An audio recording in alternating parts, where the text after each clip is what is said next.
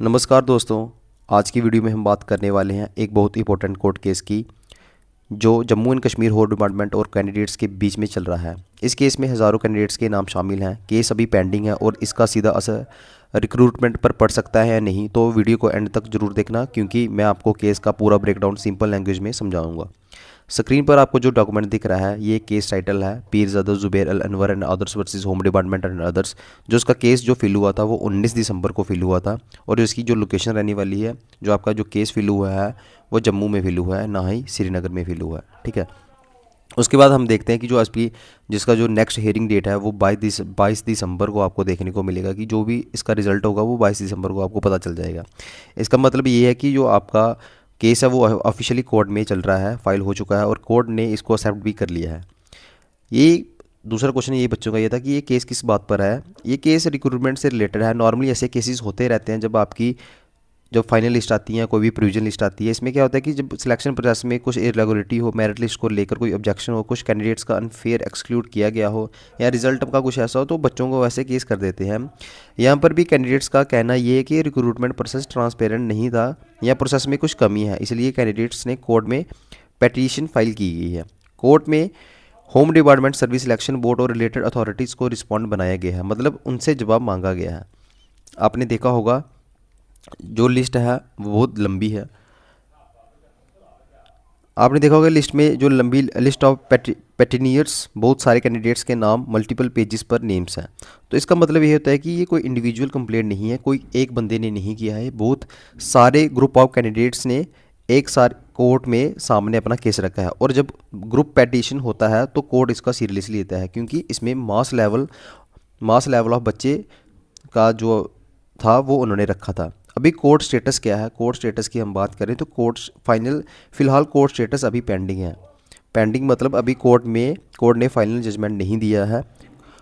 Case सुनवाई में है और होम डिपार्टमेंट को जवाब देना पड़ेगा। कोर्ट सब पॉइंट सुने बिना डिसीजन नहीं देगी। जो आपकी नेक्स्ट हेयरिंग डेट है वो 22 दिसंबर 2025 को होगी।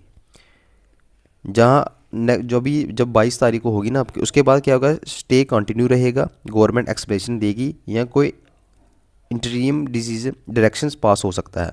मतलब इसमें आपको फाइनल डिसीजन देखने को मिल सकता है कि क्या केस आगे चलेगा या कुछ होगा। जो भी बात है इसमें वो देखने को मिल जाएगा। अगर आपका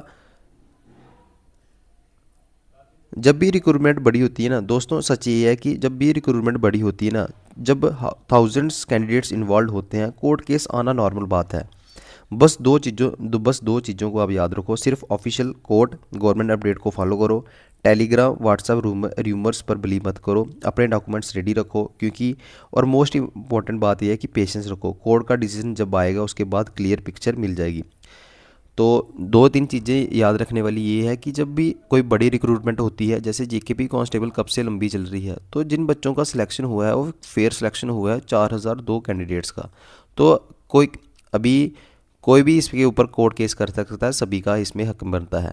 अगर कोर्ट ने देखा कि अगर गलत किया है जेकेएसएसबी ने बच्चों के साथ, तो कुछ आगे आपको रिस्पॉन्ड देखने को मिल सकता है। अगर कुछ ऐसा ना किया होगा तो जिन बच्चों ने कोर्ट केस किया है वो भी निगलेक्ट हो सकते हैं जेकेएसएसबी से, क्योंकि उन्होंने कहा है कि फेक केस कोई किसी के ऊपर नहीं लगा सकता। अगर आपको ये वीडियो इन्फॉर्मेशन लगी तो लाइक शेयर जरूर करना, ताकि बाकी कैंडिडेट्स भी क्लियर इन्फॉर्मेशन पा सकें। चैनल को सब्सक्राइब करो, क्योंकि कोर्ट हेयरिंग के बाद मैं सबसे पहले यहीं पर आपको नेक्स्ट बिग अपडेट लेकर आऊँगा। मिलते हैं नेक्स्ट वीडियो में। जय हिंद।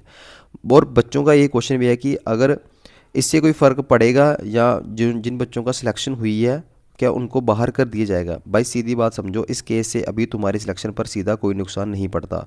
कोर्ट केस चलना नॉर्मल है। इसका मतलब ये नहीं होता कि कैंडिडेट्स को बाहर कर दिया जाएगा या सिलेक्शन कैंसिल हो जाएगा। कोर्ट कभी बिना रीज़न के सिलेक्टेड कैंडिडेट्स को बाहर नहीं करती। जब तक कोर्ट फाइनल जजमेंट ना दे तुम्हारी सिलेक्शन सेफ रहती है।